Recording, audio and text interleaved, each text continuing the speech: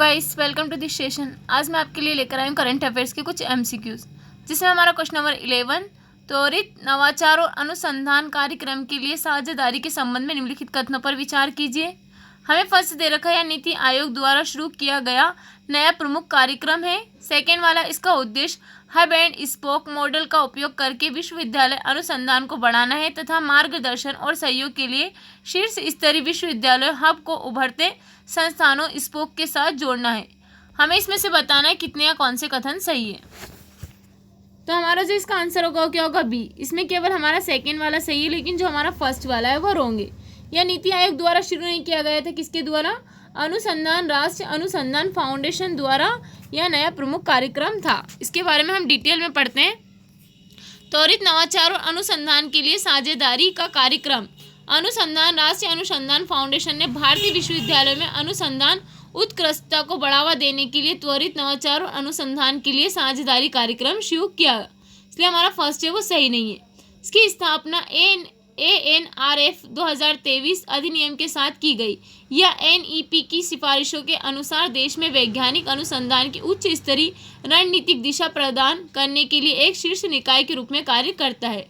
Pair का लक्ष्य hub and spoke model का उपयोग करके विश्वविद्यालय में अनुसंधान उत्कृष्टता को बढ़ाना तथा मार्गदर्शन और सहयोग के लिए शीर्ष स्तरीय विश्वविद्यालय हब को उभरते संस्थानों स्पोक के साथ जोड़ना है, इसलिए हमारा सेकेंड है वो सही है। हब संस्थानों में शीर्ष 25 राष्ट्रीय संस्थागत रैंकिंग फ्रेमवर्क समग्र रैंकिंग वाले संस्थानों के साथ शीर्ष 50 नेर्फ जो समग्र हमारे रैंकिंग वाले राष्ट्रीय महत्व के संस्थान सहित सीमित अनुसंधान बुनियादी ढांचे वाले केंद्रीय और राज्य सार्वजनिक विश्वविद्यालयों का मार्गदर्शन करेंगे, इसलिए हमारा इसका आंसर क्या होगा, बी। हमारा क्वेश्चन नंबर 12, निम्नलिखित कथनों पर विचार कीजिए। फर्स्ट हमें दे रखा, भारत विश्व का सबसे बड़ा चाय उत्पादक और निर्यातक है। सेकेंड वाला, 70% चाय बागान जंगलों के निकट है, जिसके परिणाम स्वरूप हाथियों जैसे वन्य जीवों के साथ अक्सर संघर्ष होता है, जिससे फसलों और बागानों को नुकसान पहुंचता है। हमें इसमें से बताना है कितने या कौन से कथन सही है। तो हमारा जो इसका आंसर है वो क्या होगा, बी। इसमें हमारा केवल सेकेंड वाला सही है, लेकिन जो हमारा फर्स्ट वाला है वो रॉन्ग है। भारत विश्व का सबसे बड़ा चाय उत्पादक और निर्यातक नहीं है। कौन है यहाँ पर? चीन जो है यहाँ पर विश्व का सबसे बड़ा चाय उत्पादक और निर्यातक है, लेकिन जो हमारा भारत है वो कौन से स्थान पर है? चौथे स्थान पर है, इसलिए जो इसका आंसर क्या होगा, बी। भारत का विश्व का चौथा सबसे बड़ा जो है, जिसका निर्यात वर्ष 2022 से 23 में जो है 793.78 मिलियन अमेरिकी डॉलर रहा। 4 निर्यातक है। इसका निर्यात मुख्य रूप से संयुक्त अरब अमीरात, रूस, ईरान, जो हमारा संयुक्त राज्य अमेरिका एवं यूनाइटेड किंगडम में हुआ, इसलिए हमारा फर्स्ट है वो सही नहीं है। चीन विश्व का सबसे बड़ा चाय उत्पादक और निर्यातक है। 70% चाय बागान जंगलों के पास है, जिसके परिणाम स्वरूप हाथियों जैसे वन्य जीवों के साथ अक्सर संघर्ष होता है, जिससे फसलों और बागानों को नुकसान होता है। 70% चाय बागान वनों के निकट, जिसके कारण हाथियों जैसे वन्य जीवों के साथ अक्सर संघर्ष होता रहता है और ये बागानों को नुकसान पहुंचाता है, इसलिए हमारा सेकेंड है वो सही है। हमारा क्वेश्चन नंबर 13, निम्नलिखित कथनों पर विचार कीजिए। फर्स्ट हमें दे रखा, यूनेस्को ग्लोबल जियो पार्कों को 4 वर्षों के लिए नामित किया जाता है, जिसके बाद उनका पुनर्मूल्यांकन किया जाता है। सेकेंड वाला, भू विरासत स्थलों में ज्वालामुखी संरचनाएं, जीवाश्म समृद्ध क्षेत्र, गुफाएं, पर्वत श्रृंखलाएं, हिमनद विशेषताओं के साथ खनिज समृद्ध क्षेत्र शामिल हो सकते हैं। हमें इसमें से बताना है कितने या कौन से कथन सही है। सॉरी, सही नहीं है। तो हमारा जो इसका आंसर क्या होगा, डी। इसमें हमारे दोनों ही सही है, इसमें हमारा कोई भी गलत नहीं है। इसके बारे में हम डिटेल में पढ़ते हैं। यूनेस्को ग्लोबल जियो पार्क भू विरासत स्थल। परिचय हम इसका देते हैं। यूनेस्को ग्लोबल जियो पार्क अंतर्राष्ट्रीय स्तर पर महत्वपूर्ण भूवैज्ञानिक स्थलों के साथ एकीकृत ऐसे भौगोलिक क्षेत्र हैं जिन्हें संरक्षण, शिक्षा और सतत विकास हेतु समग्र दृष्टिकोण के साथ प्रतिबिंबित किया जाता है। भू विरासत स्थल ऐसे भौगोलिक क्षेत्र है जो अपनी विशिष्ट चट्टानी संरचनाओं, जीवाश्मों, खनिज संग्रहण या भू आकृतियों के कारण भूवैज्ञानिक महत्व के होते हैं। पद, नाम और प्रक्रिया इनकी। यूनेस्को ग्लोबल जियो पार्कों को 4 वर्षों के लिए नामित किया जाता है, जिसके बाद उनका पुनर्मूल्यांकन किया जाता है, इसलिए हमारा फर्स्ट है वो सही है। ग्रीन कार्ड, यदि कोई क्षेत्र संबंधित मानदंडों को पूरा करता है तो यह कार्ड प्रदान किया जाता है। पीला कार्ड, यदि कोई क्षेत्र संबंधित मानदंडों को पूरा नहीं करता है तो यह कार्ड जारी किया जाता है तथा इसमें सुधार के लिए 2 वर्षों का समय दिया जाता है। लाल कार्ड, यदि कोई क्षेत्र पीला कार्ड जारी होने के बाद 2 वर्षों के अंदर संबंधित मानदंडों को पूरा करने में विफल रहता है तो यह कार्ड जारी किया जाता है, जिससे उस क्षेत्र का दर्जा समाप्त हो जाता है। वैश्विक स्थिति, अब तक 48 देशों में कुल 213 यूनेस्को ग्लोबल जियो पार्क है, लेकिन भारत में कोई ग्लोबल जियो पार्क नहीं है। उदाहरण के लिए चीन में डाली कांगसान, यूनेस्को में ग्लोबल जियो पार्क। विविधता क्या है इसकी? ऐसे भू विरासत स्थलों में ज्वालामुखी संरचनाएं, जीवाश्म समृद्ध क्षेत्र, गुफाएं, पर्वत श्रृंखलाएं, हिमनद विशेषताओं के साथ खनिज समृद्ध क्षेत्र शामिल हो सकते हैं। इसलिए जो इसका आंसर सी, जो सेकेंड वाला वो भी सही है, इसमें कोई भी हमारा गलत नहीं है, इसलिए इसका आंसर क्या होगा? डी।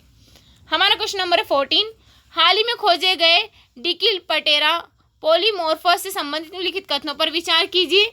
हमें फर्स्ट दे रखा है अग्निरोधी है तथा ग्रीष्म ऋतु में पड़ने वाले सूखे को भी झेलने में सक्षम है। सेकेंड वाला, इसमें पुष्पों की ऐसी संरचना है जो भारतीय प्रजातियों में असामान्य है। थर्ड वाला, पश्चिमी घाट की खुली घास के मैदानों की ढलानों पर पनपता है। हमें इसमें से बताना है कितने या कौन से कथन सही है। तो हमारा जो इसका आंसर होगा वो क्या होगा? सी। इसमें हमारे तीनों ही सही है। इसके बारे में हम डिटेल में पढ़ते हैं। डिकिलपटेरा जो हमारा पॉलीमॉर्फो में कई अद्वितीय गुण पाए जाते हैं जो इसके लचीलेपन और अनुकूलनशीलता में योगदान करते हैं।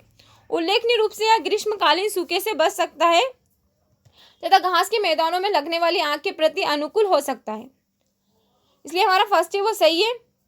फिर से खिलने की प्रकृति मानसून के बाद नवंबर अप्रैल और फिर आग लगने के बाद मई जून में खिलता है। रूपात्मक विशिष्टता क्या है इसकी? इसमें पुष्पों की ऐसी संरचनाएं होती है जो भारतीय प्रजातियों में असामान्य है लेकिन अफ्रीकी प्रजातियों में पाई जाने वाली संरचनाओं के समान होती है, इसलिए हमारा सेकेंड है वो भी सही है। कठोर परिस्थितियों के लिए अनुकूलन, यह पश्चिमी घाट के खुले घास के मैदानों की ढलानों पर पनपता है, तो इसलिए हमारा थर्ड है वो भी सही है। हमारा क्वेश्चन नंबर 15, निम्नलिखित विशेषताओं पर विचार कीजिए। हमें फर्स्ट दे रखा 1899 में उल गुलान आंदोलन शुरू किया गया। सेकेंड वाला है 1900 में जाम कोपाई जंगल में उनके गुरिल्ला समूह के साथ ब्रिटिश अधिकारियों द्वारा गिरफ्तार कर लिया गया। थर्ड वाला झारखंड राज्य की स्थापना 2000 में उनकी जयंती पर की गई। हमें इसमें से बताना है किसका सर्वोत्तम वर्णन है।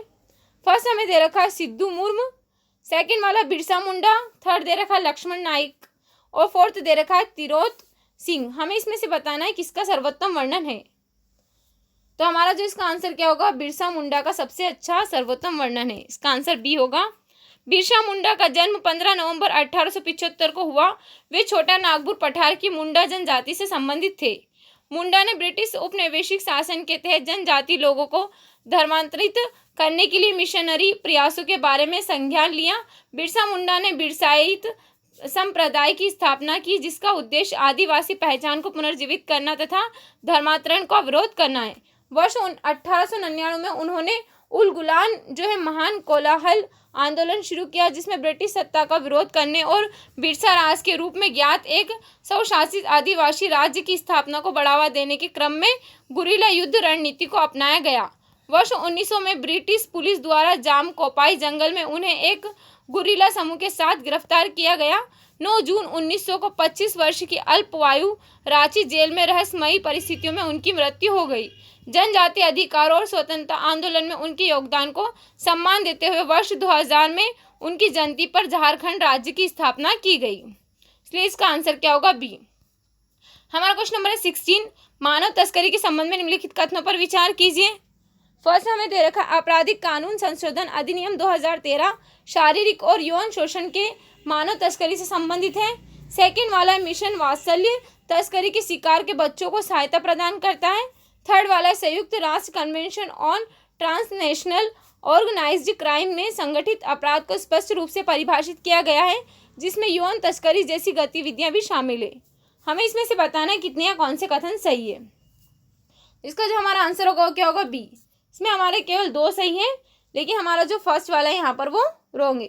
इसमें हमारा सेकेंड और थर्ड सही है लेकिन जो हमारा फर्स्ट वाला है वो रॉन्ग है। क्या है यहाँ पर? आपराधिक कानून संशोधन अधिनियम 2013 जो हमारे यहाँ पर क्या है शारीरिक, जो हमारे यहाँ पर शारीरिक दास्तान और जो हमारा यौन शोषण के जो दास्तान और अंग निकालने वाले मानव तस्करी से संबंधित है, तो इसलिए जो हमारा इसका आंसर क्या होगा? बी। इसके बारे में हम डिटेल में पढ़ते हैं। सॉरी, यहाँ पर जो हमारा है क्या होगा, हमारा फर्स्ट सही है, थर्ड सही है, लेकिन जो हमारा सेकंड वाला है वो रॉन्ग है। जो हमारा मिशन मात्सल्य तस्करी के शिकार बच्चों को सहायता प्रदान करता है, तो ये हमारे यहाँ पर होंगेगा। इसके बारे में हम डिटेल में पढ़ते हैं। मानव तस्करी से निपटने के लिए भारत द्वारा उठाए गए कदम। संवैधानिक और जो है विधायी प्रावधान, भारतीय संविधान का अनुच्छेद जो है 23 का, इसके तहत मानव तस्करी और बालाश्रम को प्रतिषेध किया गया है। अनैतिक व्यापार रोकथाम अधिनियम 1956 या वाणिज्यिक यौन शोषण हेतु होने वाली तस्करी को रोकने पर केंद्रित है। आपराधिक कानून संशोधन अधिनियम 2013 या यौन शोषण, दास्ता और अंग निकालने हेतु जाने वाली मानव तस्करी को रोकने पर केंद्रित है। यौन अपराधों को बच्चों का संरक्षण अधिनियम 2012 या बच्चों को यौन दुर्व्यवहार शोषण से बचाने के लिए केंद्रित है। तस्करी रोधी प्रकोष्ठ एटीसी तस्करी रोधी कार्रवाई के समन्वय और अनुवर्ती कार्रवाई के लिए गृह मंत्रालय द्वारा स्थापित किया गया है।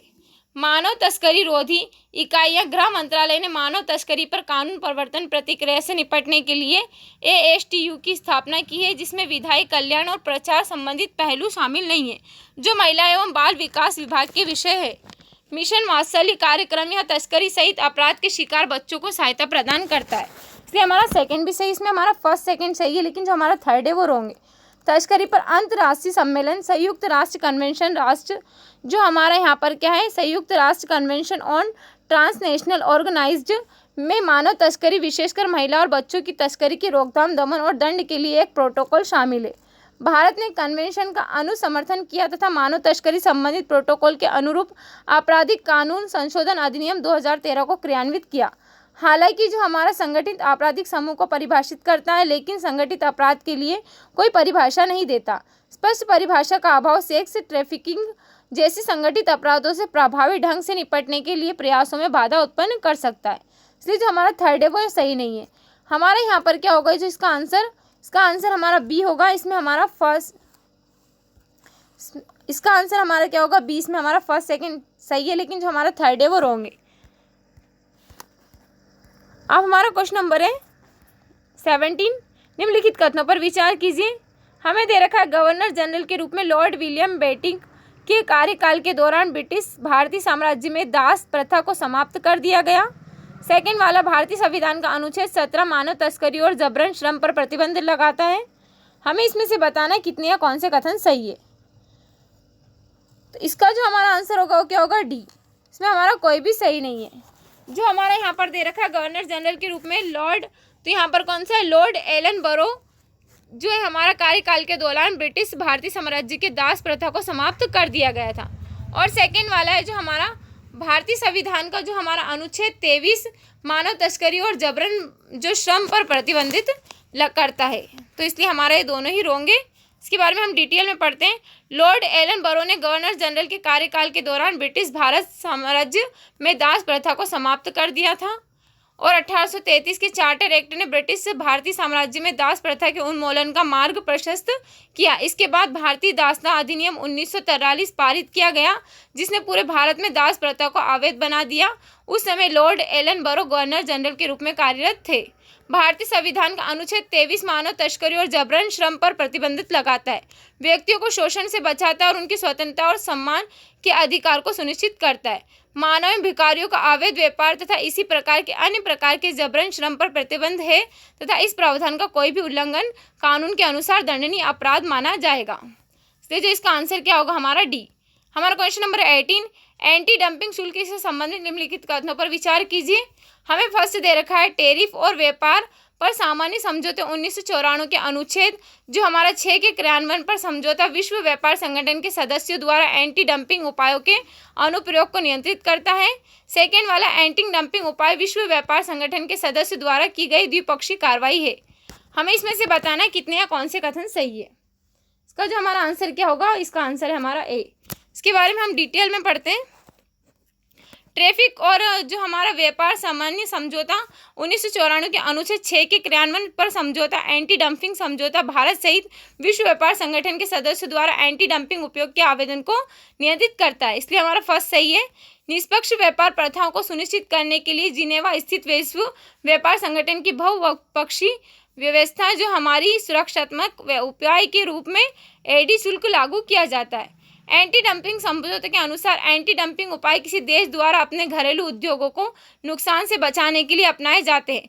भारत ने पहले भी अन्य देशों में, विशेषकर चीन से कम लागत वाले आयातों पर अंकुश लगाने के लिए विभिन्न उत्पादों पर एंटी डंपिंग शुल्क लगाया है। इसलिए हमारा सेकेंड है वो सही नहीं है। हमारा क्वेश्चन नंबर है 19, निम्नलिखित विशेषताओं पर विचार कीजिए। फर्स्ट हमें दे रखा, इसका भूमिगत कंद ऊर्जा का भंडारण करता है, एक दशक में एक बार खिलता है या पुष्पन चक्र और 6 महीने की फलने की अवधि को सहारा देता है। सेकेंड वाला है, अपने परागणों को आकर्षित करने के लिए इसमें से सड़ते हुए मांस जैसी दुर्गंध आती है।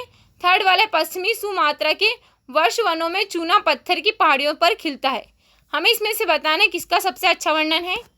फर्स्ट दे रखा है हमें घोसट ऑर्किड, सेकेंड वाला दे रखा है बाल समरूट, थर्ड दे रखा है टाइटन अरुम और फोर्थ दे रखा है न्यू इंग्लैंड एस्टर। तो इसका जो हमारा आंसर होगा वो क्या होगा, टाइटन अरुम का सबसे अच्छा वर्णन है। इसके बारे में हम डिटेल में पढ़ते हैं। विश्व के सबसे बड़े फूलों में से एक टाइटन अरुम फूल ऑस्ट्रेलिया में खिला। यह 10 फीट से अधिक ऊंचा होता है और एक दशक में एक बार खिलता है। इसमें केंद्र में जो ऊपर उठती हुई एक लंबी हल्के पीले रंग की लिंग संरचना होती है। फूल के आधार पर एक कॉम होता है जो एक भूमिगत ऊर्जा भंडारण संरचना है। यह इसके 10 वर्ष के पुष्पन चक्र और 6 महीने के फलने की अवधि को सहारा देता है। यह अपने जो है परागण को मांसाहारी मधुमक्खियों तथा मधुमक्खियों के शवों को अपना आहार बनाते हैं, जो आकर्षित करने के लिए इसमें से सड़ते हुए मांस जैसी दुर्गंध आती है। सड़े हुए मांस गंध वाले पौधों पर मक्खियों द्वारा परागण सोप्रमोफेली कहा जाता है। यह इंडोनेशिया के पश्चिमी सुमात्रा के वर्षा वनों में चूना पत्थर की पहाड़ियों पर खिला है, ऑस्ट्रेलिया के वनों में नहीं खिलता है। इसलिए हमारा इसका आंसर क्या होगा, सी। हमारा क्वेश्चन नंबर है 20, निसार उपग्रह के संबंध में निम्नलिखित कथनों पर विचार कीजिए। फर्स्ट हमें दे रखा है, इसका निर्माण संयुक्त राज्य अमेरिका के सहयोग से किया गया था। सेकेंड वाला, इसे इसरो GSLV मार्क 3 का उपयोग करके पृथ्वी की उच्च कक्षा में प्रक्षेपित किया जाएगा। थर्ड वाला, यह एल बैंड और एस बैंड दोनों रडार प्रणालियों से सुसज्जित पहला उपग्रह है। हमें इसमें से बताना कितने या कौन से कथन सही है। तो हमारा जो इसका आंसर है वो क्या होगा, बी। इसमें केवल हमारे 2 सही है। कौन सा वाला, एक तो फर्स्ट और एक थर्ड, लेकिन जो हमारा सेकेंड वाला है वो रॉन्ग है। इसे इसरो के GSL-5 मार्क 2 का उपयोग करके पृथ्वी की निम्न कक्षा में प्रक्षेपित किया जाएगा, ना कि उच्च में। इसलिए जो इसका आंसर हमारा क्या होगा, B. NASA ISRO synthetic aperture radar का निर्माण वर्ष 2014 के साझेदारी समझौते के तहत अमेरिका और भारत के सहयोग से किया गया है। इसे भारत के आंध्र प्रदेश स्थित सतीश धवन अंतरिक्ष केंद्र से प्रक्षेपित किया जाएगा। इसलिए हमारा फर्स्ट है वो सही है। इस उपग्रह को इसरो के भूतुल्यकाली उपग्रह प्रमोशन रॉकेट मार्क 2 का उपयोग करके पृथ्वी की निम्न कक्षा में प्रक्षेपित किया जाएगा। इसलिए हमारा सेकंड सही नहीं है। यह प्रत्येक 12 दिन में पूरे विश्व का मानचित्र तैयार करने के साथ पारिस्थितिक तंत्र, बर्फ, द्रव्यमान वनस्पति, समुद्र के जल स्तर में वृद्धि, भूजल तथा भूकंप, सुनामी, ज्वालामुखी और भूस्खलन जैसे प्राकृतिक खतरों के संबंध में सुसंगत डेटा उपलब्ध कराने में केंद्रित है। इसमें 2 उन्नत रडार प्रणालियां शामिल हैं, नासा का एल बैंड रडार और इसरो का एस बैंड रडार, जिससे यह एक ऐसी दोनों रडार प्रणालियां ले जाने वाला पहला उपग्रह बन जाएगा। इसलिए हमारा थर्ड है वो भी सही है। इसका आंसर क्या होगा, बी। आज के लिए इतना ही रखते हैं। उम्मीद है जो आज का हमारा सेशन आपको अच्छा लगा। अगर आपको हमारा सेशन अच्छा लगा है तो इसी तरह के अपडेट के लिए हमारे चैनल को सब्सक्राइब करें और बेल आइकन को दबाना ना भूलें। Okay, thank you so much.